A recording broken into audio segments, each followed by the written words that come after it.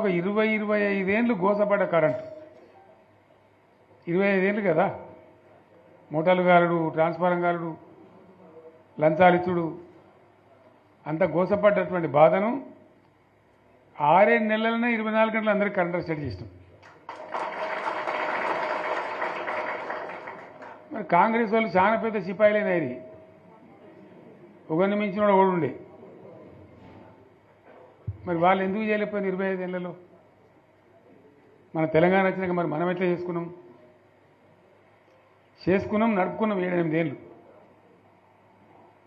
మంచినీళ్ళ బాధ పూర్తిగా తీర్చుకున్నాం. ప్రతి ఇంటికి నల్లాల ద్వారా నీళ్ళు వచ్చినట్టు ప్రతి ఇంట్లో నల్లా పెట్టి నీళ్ళు ఇచ్చుకున్నాం.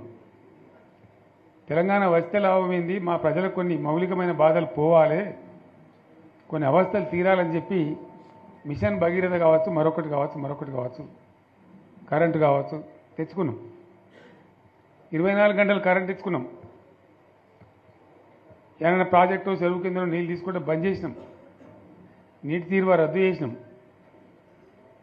అట్లా ఎన్నో సదుపాయాలు చేసుకున్నాం. రైతులకు బాగా జరుగుతుండే. అప్పుడప్పుడు ఏమవుతుంది, కొన్ని దుష్ట దినాలు వస్తాయి, చెడు గడియలు వస్తాయి. మనోళ్ళు కూడా అలవోకగా ఓట్లేసారు. మీరు గొప్పలో మీరు మాణిక్యరావుని గెలిపించారు. కానీ కొన్ని నియోజకవర్గాలలో నేను చెప్పినా కూడా అప్పుడు మంది మాటలు పట్టుకొని మారుమానం పోతే మళ్ళీ వరకు ఇల్లు కాలిపోతుంది, వీళ్ళని నమ్మితే అమాంతం మింగుతారు, మోసపోతాం.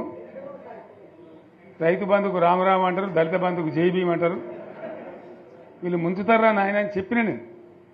ఏమో వీని సంగతి ఎంతో చూద్దామని ఆయనతో వేసారు. వేసింది ఇరుకపోయారు, బాయిలో పడ్డారు, అయిపోయి ఉన్నాయి అన్ని వీక్. ఇప్పుడు మళ్ళీ మొదటికి వచ్చానా కైలాసం ఆడలో పెద్ద పాము మింగినట్టు అయింది మళ్ళీ. అంతే కదా, గ్యారంటీగా మంచిగా సంసారం జరుగుతుంది. ఇద్దరు తువ్వకొచ్చినాం. రైతులు ఇంత ముఖం తెలివి అవుతుండ్రి, ఇంత బాకీలు కట్టుకుంటుండ్రి. ఎంతోమంది పాపం సిటీలు వేసుకుందరు, ఏదో వేసుకుందరు. రైతు బంధు పైసలు పడితే ఎంత సంతోషం ఉంటుండే. ఆయన పోయిన ఇప్పుడు గంగలు గడిచిపోయింది. ఇప్పుడు వాడు ఇస్తాడో ఏడో భగవంతుని కనుక ఇచ్చినా కూడా మోసమే. ఏదో మళ్ళీ ఎలక్షన్ కోసం దానికోసం చేస్తారు తప్ప కడుపు నిండా ప్రేమను ఇచ్చేది గిట్లే ఉంటుందా? మనం ఉన్నప్పుడు కరోనా వచ్చింది. కరోనా వస్తే కూడా నేను రైతు బంధు ఆపలే. కరోనా వచ్చి రాష్ట్రానికి రూపాయి ఆదాయం రాకపోయినా వ్యవసాయం అయితే జరగాలి కదా, తప్పద్దని చెప్పి ఈవెన్ కరోనా ఉంటే కూడా రైతు బంధు ఆపలే. అంత ఒక నిర్ణయం తీసుకొని రైతాంగాన్ని నిలబెట్టాలని కాపాడుకోవాలని చెప్పి ఒక 4-5 మంచి స్కీములు తెచ్చి వాళ్ళని కాపాడుకున్నాం. గౌరవంగా బతికిన రైతులు ఒక ధీమా వచ్చినండి. రైతు బీమా పడితే ఎంతమందికి సాయం జరిగింది? గుంట భూమి ఉన్న కూడా మంచిగా సాయం జరిగింది, చిన్న రైతు కూడా సాయం జరిగింది.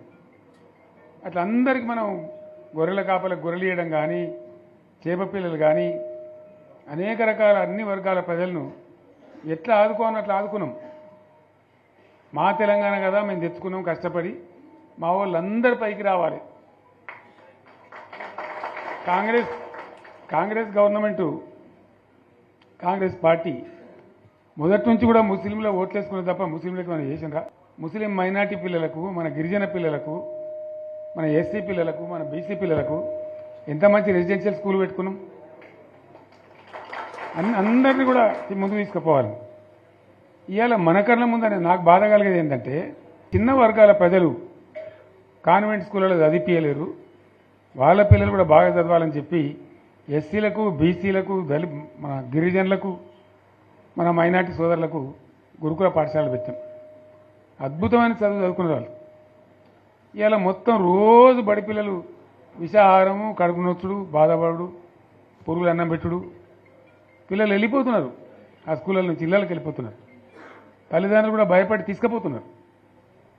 ఏం ఘోరం ఇది, నాకు అర్థం కాదు. మళ్ళీ ఇది చేసాడు ఇప్పుడు మళ్ళీ అదే కాంగ్రెస్ పార్టీ అంతేనా? మళ్ళీ పాత కాంగ్రెస్ మోపోయింది, మళ్ళీ కరెంటు కోతలు మోపోయినాయి. ఎండాకాలం ఇంకేం గతి అవుతుందో, మార్చి ఏప్రిల్ ఏమవుతుందో. ఇంకా ఇటు కరెంటు కోతలు మోపోయినాయి, ఇటు మంచినీళ్ళు సరికొత్తలు, అడిగే నాతులు లేడు. ఎవడన్నా గట్టిగా నిలదీసి అడితే వాడిని పోలీస్ స్టేషన్లో పట్టేయడం. ఇదేనా రాజ్యం? ఇట్లే ఉండదా రాజ్యం? ఎందుకు వచ్చింది ఈ పరిస్థితి చెప్తా. నాకు తెలుసు, నాకేం గుర్తులేదు. నేనేమంటున్నా అంటే ఇట్లా అనేక పనులు చేసుకున్నాం. మనం గోదావరి నుంచి నీళ్ళు తెచ్చుకున్నాం.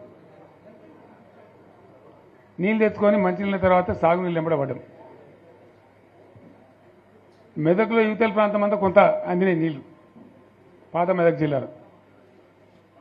మీదికి మిగిలిపోయినాయి మన 2 తాలూకాలు ఉండే నారాయణఖేడ్, జైరాబాద్. వాళ్ళకి నీళ్ళు రావాలి. ఎట్లా రావాలి గోదావరి నీళ్లు? సింగూరు ఓ టైంలో నిండుతుంది, ఓ టైంలో నిండది.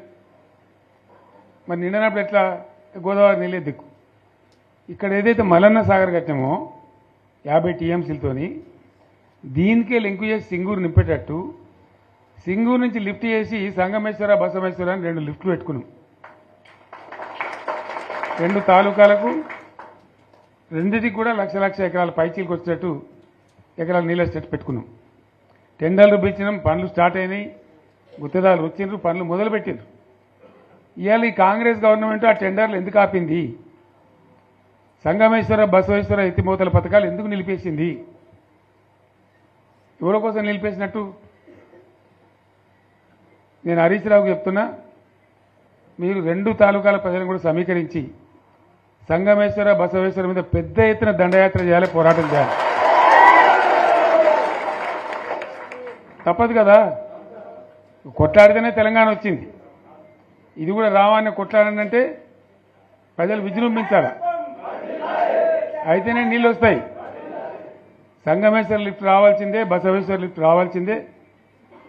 ఖచ్చితంగా 2 తాలూకాలకు కూడా 1,50,000 ఎకరాలకు నీళ్లు వస్తే పంటలు పండితే మనం బతుకుతాం. అంతే కదా. ఆందోళన కొడుతుంది దానిలో. సంగమేశ్వర, బసవేశ్వర ఆందోళన కూడా ఉంది.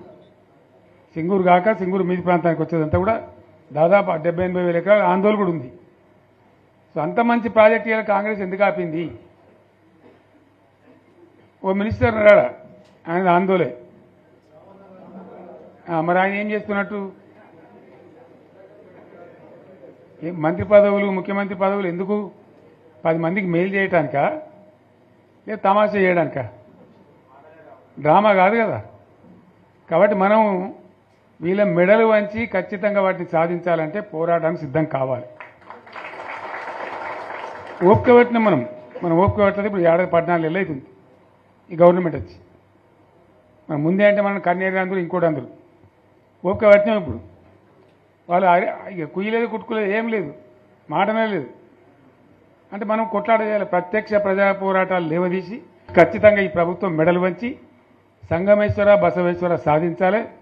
అటువంటి అవసరం ఏర్పడితే పోరాటాన్ని నేను కూడా మీతో పాటు వస్తానని మనం చేస్తాను.